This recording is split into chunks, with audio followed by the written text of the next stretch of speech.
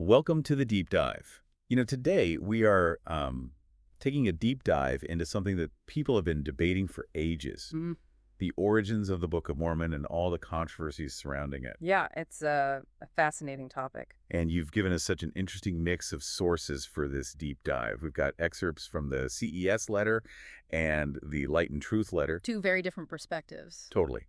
They're both examining the history and claims of the Church of Jesus Christ of Latter-day Saints, but they come at it from such opposite angles. It's like they're holding up a mirror to the church. Yeah, and getting completely different reflections. And what's really striking is how intertwined the Book of Mormon's authenticity is with the life of Joseph Smith, the man who claimed to have translated it. Right.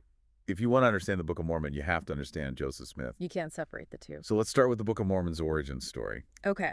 The CES letter jumps right into some pretty surprising stuff, like how Joseph Smith used a seer stone to do the translation, and he put this seer stone in a hat.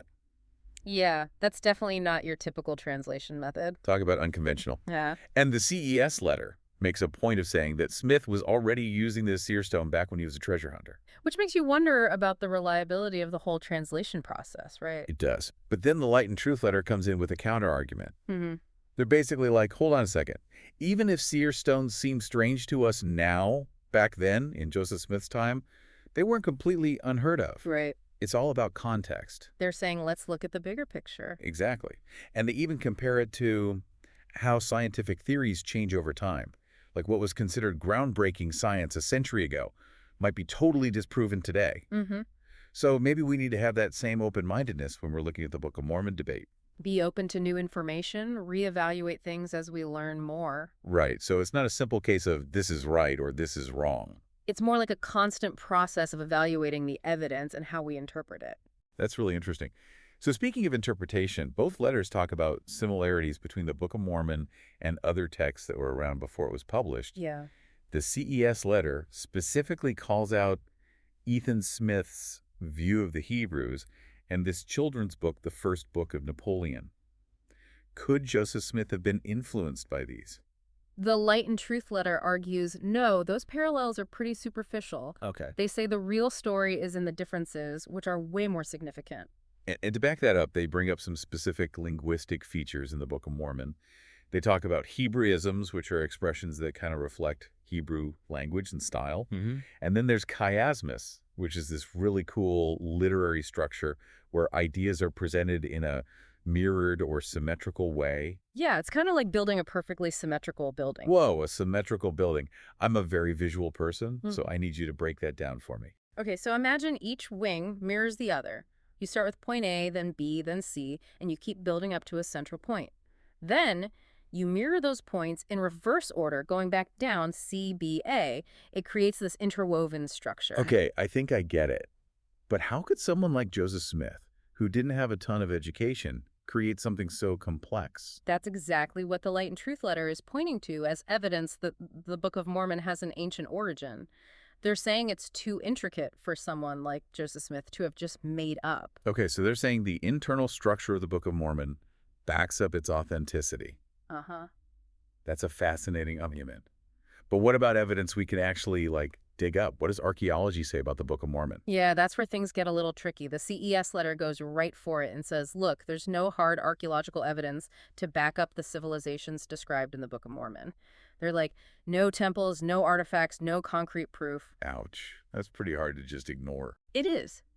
But the Light and Truth letter reminds us that just because we haven't found evidence doesn't mean it doesn't exist. Right. Absence of evidence isn't evidence of absence. Exactly. Plus, they bring up some recent discoveries, like the possible existence of a city called Nahom in Yemen, Interesting. which could actually match up with a place mentioned in the Book of Mormon. Okay, so they're saying, don't write off the Book of Mormon just yet. We're still learning things. Right. They also point out how vast and complex the archaeological record is. Digging up the past is a huge undertaking.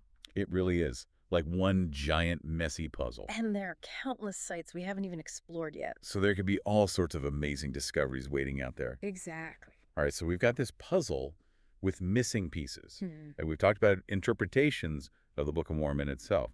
But what about the people who were there at the very beginning? The ones who claimed they saw the golden plates with their own eyes? The witness testimonies? Yeah. What do those tell us? Well, both letters dive into those accounts, but they come away with very different interpretations, as you might expect. Right. The CES letter zeroes in on the inconsistencies in the testimonies, like Yeah. little details that don't quite add up. Ah, I see. They question the reliability of the witnesses, considering the social pressures they might have been facing or any potential biases. It makes you wonder how much of what they claim to have seen was influenced by Joseph Smith's charisma or the hype surrounding the whole thing. Right. But the Light and Truth letter comes back swinging. They're like, hey, don't forget about the sacrifices these people made.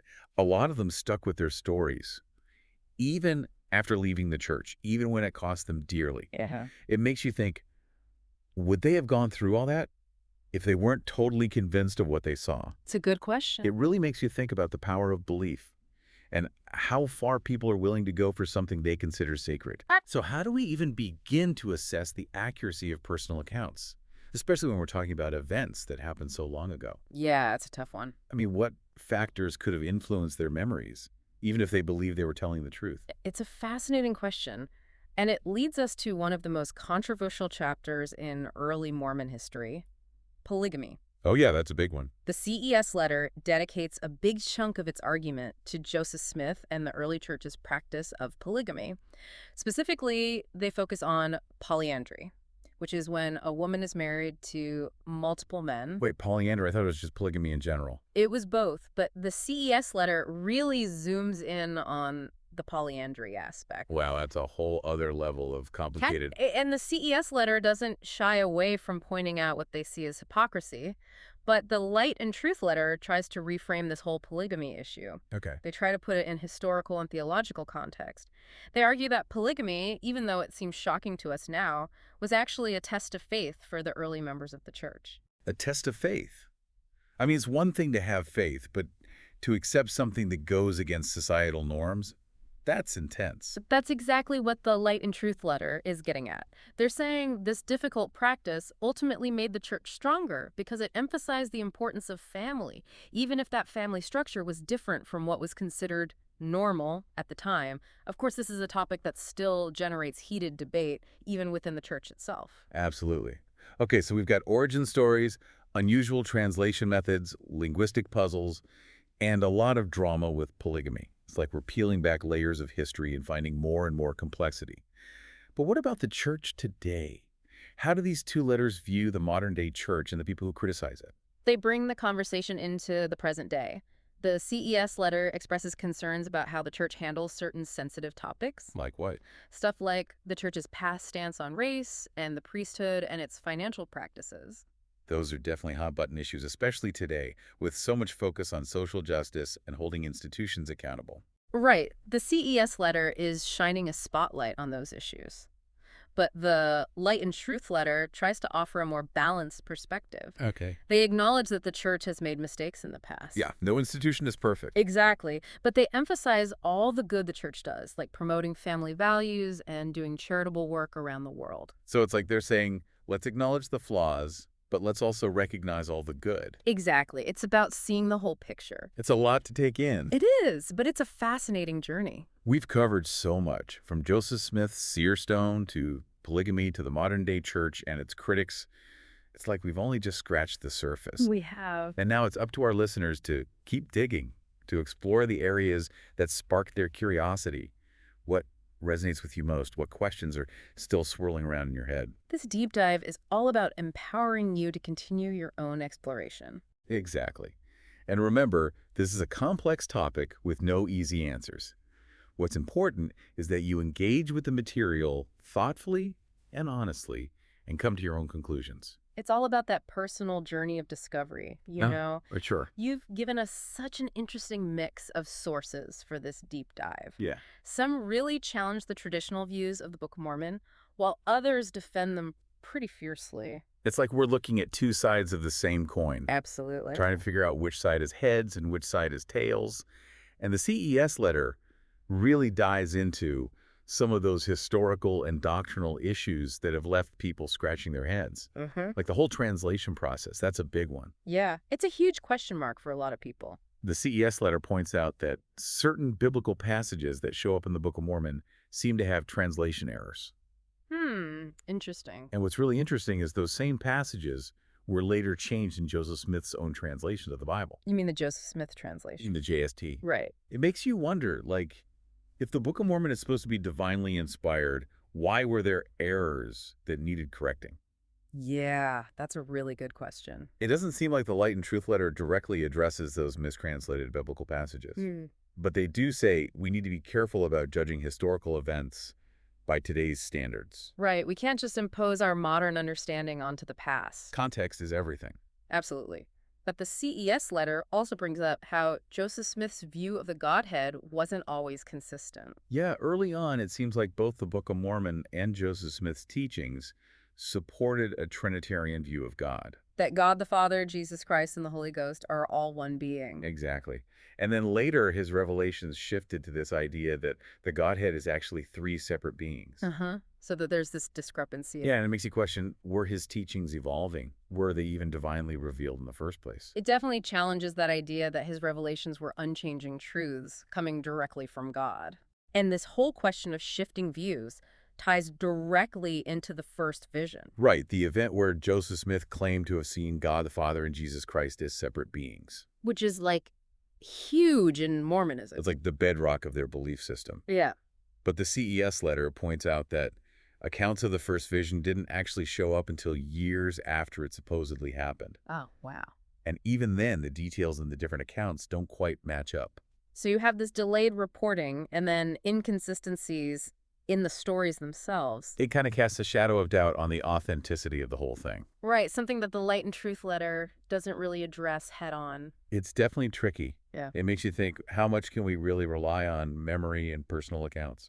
Especially when you're dealing with spiritual experiences that are so personal and often hard to describe. Yes, like trying to explain a dream to someone who wasn't there. Exactly. Okay, let's shift gears a bit. Okay. The CES letter also spends a good amount of time on the Book of Abraham. Oh, another text that Joseph Smith claimed to have translated. Yeah, this time from Egyptian papyri. And the thing is, Egyptologists have actually translated those same papyri. And their translations show that the text is just a typical Egyptian funerary document. Yeah, nothing to do with Abraham. The CES letter even puts Joseph Smith's translation side by side with the actual Egyptologist translations.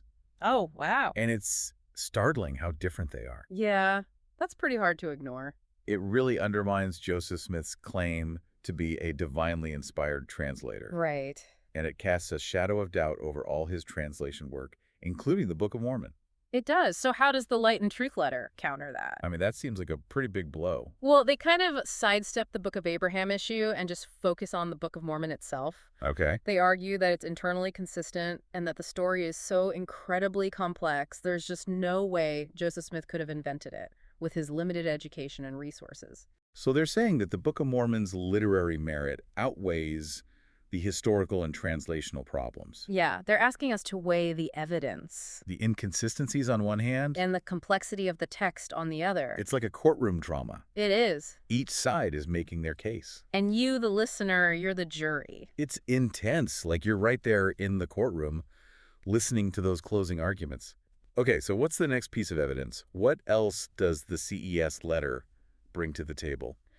They talk about the scientific accuracy of the Book of Mormon, or, well, the lack thereof. Okay. They point out that there are statements in the book about the natural world that just don't line up with what we know from modern science. Like what? For example, the Book of Mormon says there was no death on Earth before Adam and Eve, Right. which completely contradicts the fossil record in evolution. Yeah, that's a tough one to reconcile. It is. I mean, science has come a long way since Joseph Smith's time. Right. We have a lot more evidence now to support things like evolution. So how does the Light and Truth letter address these scientific inconsistencies? Yeah, I'm curious too. Well, they don't try to refute the science directly. They suggest that we shouldn't take the Book of Mormon as a literal historical or scientific text. Okay. They say it's primarily a religious and spiritual book, so we shouldn't judge it by the same standards as a science textbook. So they're saying it's more about the message than the historical or scientific details. Exactly. But that raises another question.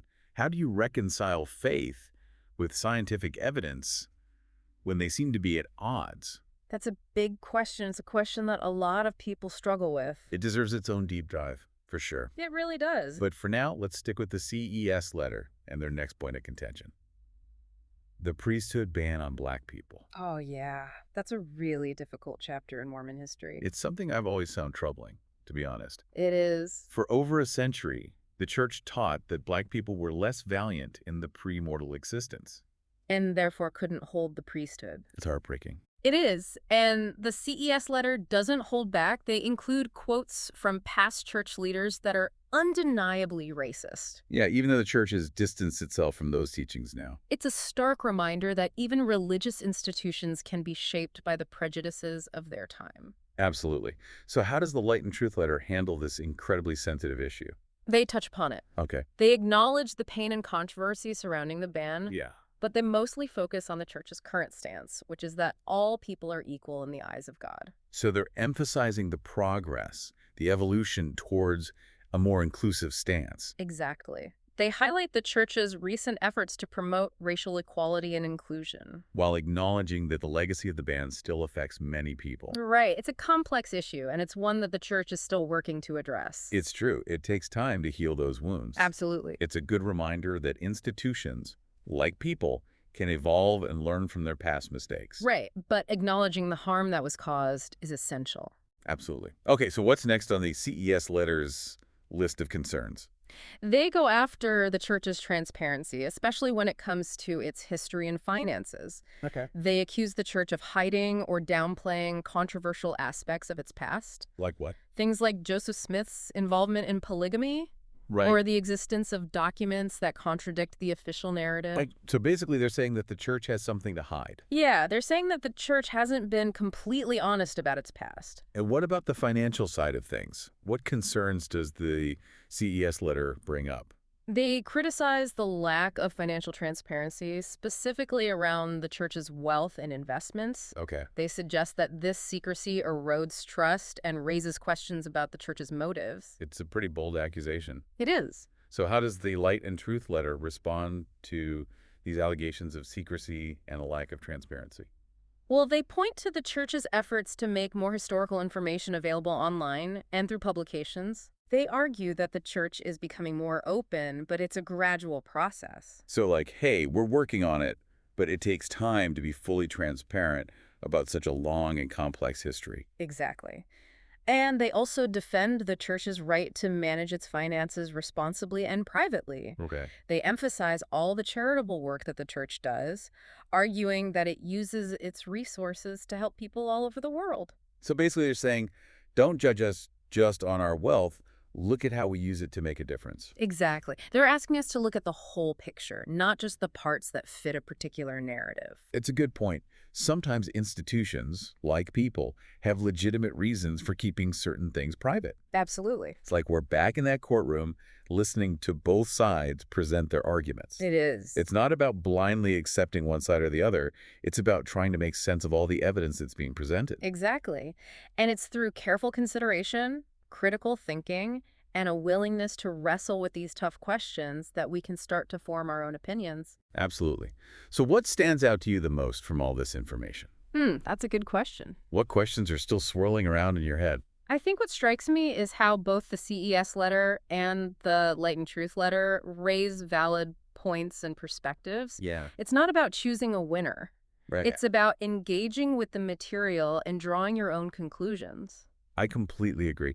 This deep dive isn't about handing you the answers on a silver platter. No. It's about giving you the knowledge and the tools to continue your own exploration. Exactly. Now let's talk about the impact of all this.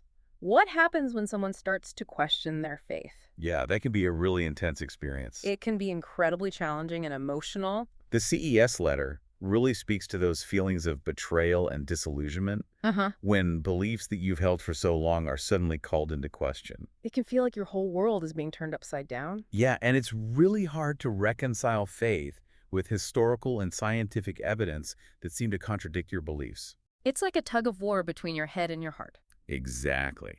But the Light and Truth letter emphasizes the resilience of faith.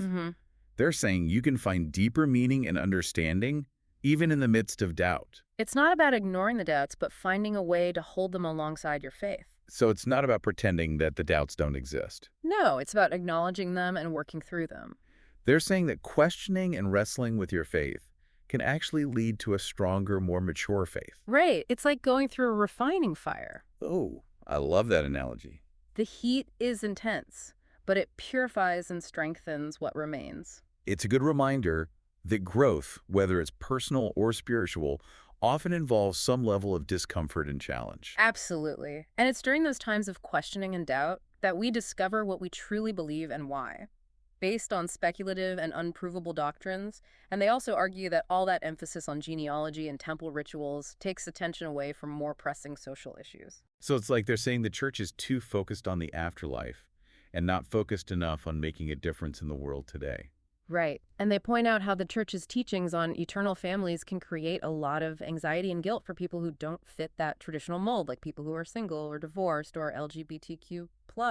It's like they're saying the church's vision of eternal families can be pretty exclusive, leaving some people feeling left out or like they're somehow less worthy. Exactly. But the Light and Truth letter defends the importance of family history and temple work. Okay. They argue that it's a way to connect with our ancestors, honor their memory, and perform sacred ordinances on their behalf. So it's all about strengthening family ties, even across generations. Right. They're saying it's about more than just this life. It's about creating eternal connections. It's like weaving a tapestry that connects past, present, and future generations. Exactly. A legacy of love and connection. That's a beautiful image. It's like saying that family isn't just about who you're related to in this life, but about a much broader eternal connection. Right. It's about recognizing that the bonds of family can transcend time and space. Okay, so that's eternal families. But what about the roles of men and women in the church? Another area where these two letters offer really different perspectives. The CES letter is pretty critical of the church's patriarchal structure and its teachings on gender roles. Yeah, they're basically saying that the church's structure and teachings limit women's opportunities. And that all the emphasis on motherhood and domesticity kind of undervalues women's contributions to society. Yeah. They point to the lack of female leadership in the church Right. and all the historical and doctrinal reasons given for women having a subordinate role. They argue that these teachings and structures are outdated and need to change. It's a topic that's been debated a lot both inside and outside the church. For sure. So how does the Light and Truth letter respond to these criticisms? Well, they defend the church's teachings on gender roles, Okay. arguing that they're divinely ordained and that men and women have complementary roles in God's plan. They really emphasize the importance of motherhood Okay. and highlight women's unique spiritual gifts and strengths. So it's like they're saying men and women are equal but different. Right, they each have their own unique contributions to make. Okay. They also point to the contributions of women in leadership roles within the church. Right. You know, leading women's organizations, teaching, serving in various capacities. So they're saying that women do have leadership roles, just not in the priesthood. Right, they're saying that even though women don't hold the priesthood, they are still valued and respected for their service and insights. Okay, so they're acknowledging that women play a vital role in the church, even if it's not always in those super visible leadership positions. Right, it's like a garden with all sorts of different flowers, each one beautiful and unique. I like that analogy. Men and women, with their distinct roles, create a vibrant and harmonious ecosystem within the church. So both are essential. Both contribute to the beauty of the whole. Now, the CES letter also brings up how the church influences its members' lives, suggesting that it could be controlling and manipulative. Yeah, they paint a pretty stark picture. So are they saying the church discourages people from disagreeing and promotes blind obedience? Yeah, they're concerned that the church tries to control how people think and behave. They argue that all that emphasis on following the prophet and obeying all the rules creates a culture of conformity. Right, and they say that stifles individuality and critical thinking. It's like they're saying the church has a mold and everyone has to fit into it perfectly, no stepping outside the lines. Right, but the Light and Truth letter offers a very different view of the church's influence. Okay. They argue that it's a positive force in people's lives, that it provides guidance and support and a sense of community. They're saying it's a good thing, not a bad thing. Exactly. So what's their argument? Well, they say that the church's teachings promote moral behavior and self-reliance and service to others, Okay. which benefits both individuals and society as a whole. They're saying it helps people live better, more fulfilling lives. Right. They compare it to a trellis that supports a vine. Interesting analogy. The trellis provides structure and guidance as the vine grows. So they're saying the church's structure and teachings help people grow and reach their full potential. Exactly. Okay, so one more thing from the CES letter that I want to touch on is their criticism of the church's use of tithing funds. Uh-huh. That's a big one. They're questioning the church's financial transparency Right. and suggesting that all that money could be used more effectively to fight poverty and address social issues. They argue that requiring members to pay 10% of their income as tithing can be a real burden, especially for those struggling financially. Yeah, it's a valid point. It is. Tithing is a big financial commitment, so it's natural to ask where all that money is going. Absolutely. But of course, the Light and Truth letter defends the church's use of tithing funds. What do they say? Well, they argue that the money is used for good causes, like building temples and supporting missionary work and providing educational opportunities Okay. and funding humanitarian aid around the world. So they're basically saying, look, we're using your money responsibly to build up the church and spread the gospel and help those in need. Exactly. They emphasize the church's commitment to using its resources to benefit its members and to further God's work. Okay, so we've explored a ton of arguments and perspectives presented in these two letters. It's been quite the deep dive. It really has.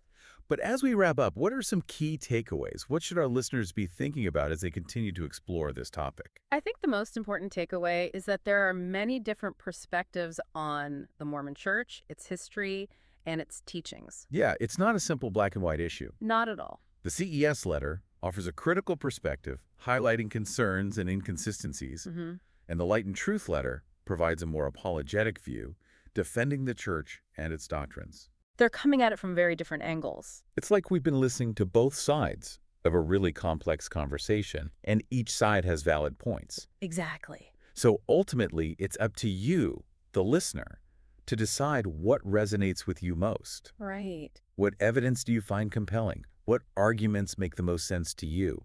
This deep dive has given you a lot to think about. It has. So now it's time to reflect, to ponder, to continue your own personal exploration. And remember, it's not about picking a side or declaring a winner. It's about engaging with the material thoughtfully and honestly. And with an open mind. What questions do you still have? What areas do you want to learn more about? Your journey of discovery is just beginning. It really is. And remember, you don't have to go on this journey alone. Right. There are so many resources out there. Books, articles, podcasts, online forums. And there are people all over the world who are wrestling with these same questions. So connect with others, share your thoughts, and learn from each other. It's a journey we can take together. Well said. This deep dive has been a fascinating exploration of the Book of Mormon, the Mormon Church, and the ongoing debates surrounding them. We've covered a lot of ground. But it's just the tip of the iceberg. There's always more to learn. So we encourage you to keep exploring, keep seeking truth, keep asking those tough questions. And remember, it's okay to have doubts. It's okay to question. It's okay to disagree. The most important thing is to keep searching for truth wherever it may lead you. Thanks for joining us on this deep dive. We'll see you next time.